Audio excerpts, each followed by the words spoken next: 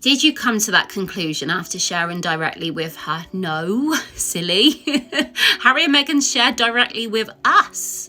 They sold it to us. From Waterstones to Netflix to Oprah, all of it, their whole life, every nook and cranny turned upside down as they wanted to produce content to bring his family down.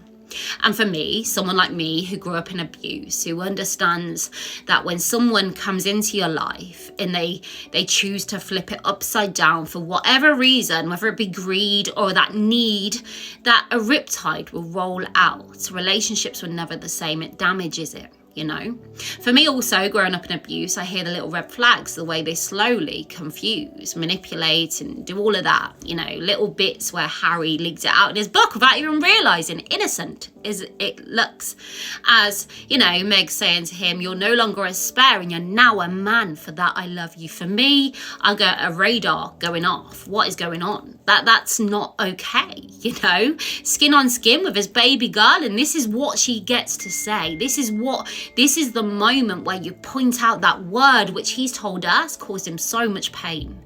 Is that okay? But here's the thing, right?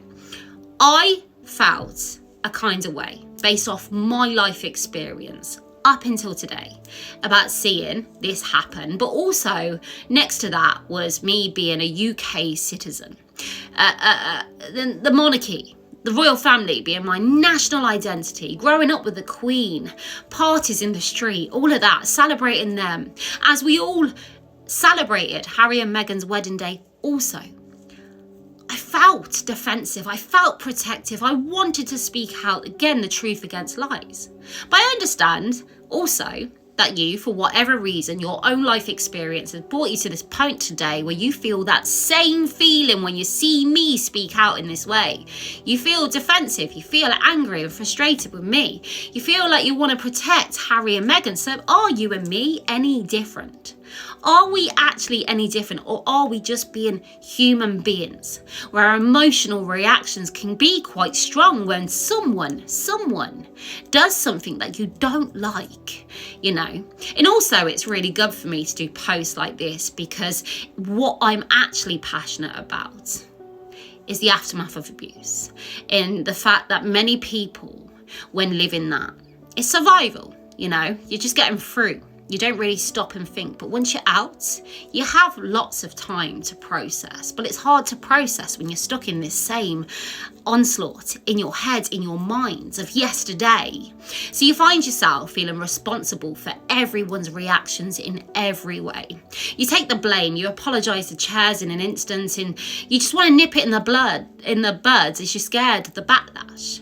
And it's quite good, actually, good content for me to say to all my followers that follow me for that way, that we can, with balance and understanding, that we are allowed to have our opinion. Other people, are allowed their opinion. It's a debate. There's no backlash to come because it's a simple back and forth, you know. We can have our back in a fair, balanced way without facing the backlash, as long as we understand that we are not perfect, neither are they, you know.